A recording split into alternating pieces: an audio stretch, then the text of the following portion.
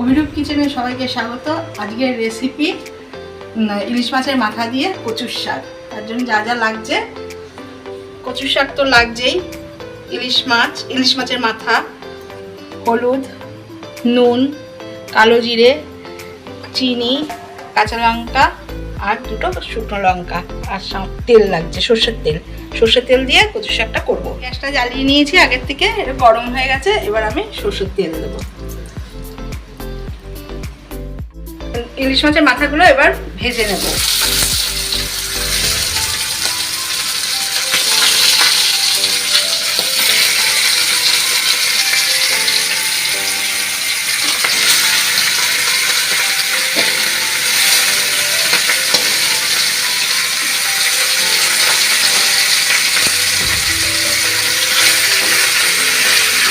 ভালো করে ইলিশ মাছের মাথাগুলো ভেজে নেব।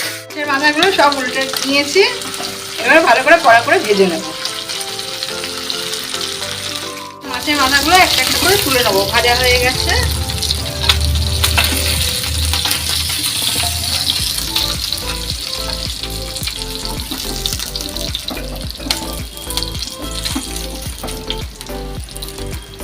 এবার তেলে দেবো দুটো শুকনো লঙ্কা আর 1 চামচ কালো জিরে।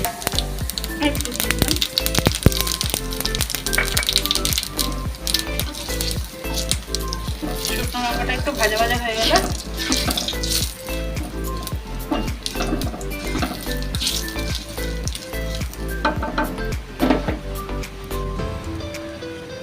বন্ধুরা, কচুর শাকটা যখন সেদ্ধ করবেন, সেদ্ধ করার সময় একটু তেঁতুল বা একটু লেবু দিয়ে দেবেন, তাহলে গলা ধরবে না। আমি যার জন্য সেদ্ধ করার সময় আমি একটু তেঁতুল আর কচুটা সেদ্ধ করে রেখেছিলাম আগের থেকে। এবার কড়াইতে দিয়ে দেবো।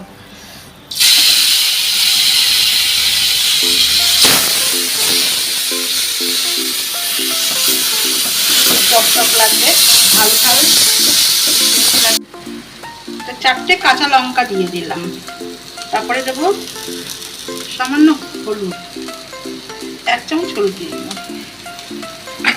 দিয়ে এবার ভালো করে নাড়াবো।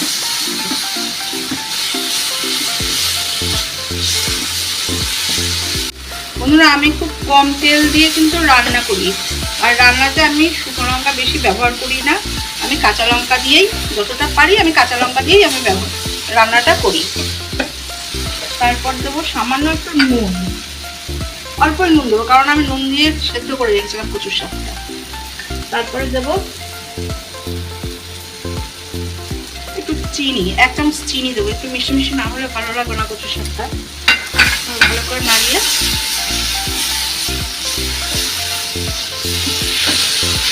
তারপরে দেবো মাছগুলো, এবার দিয়ে দেবো।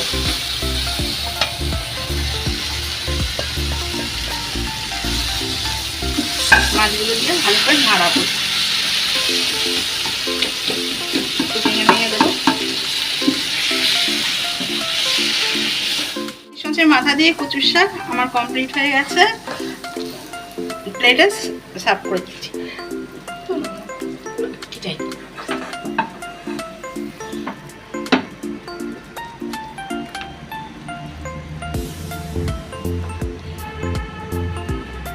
কেমন হয়েছে খেয়ে বলবেন। বন্ধুরা, আজকে আমার রেসিপিটা কমপ্লিট। ভালো লাগলে আমাকে লাইক, শেয়ার, কমেন্ট আর সাবস্ক্রাইব করতে ভুলবেন না।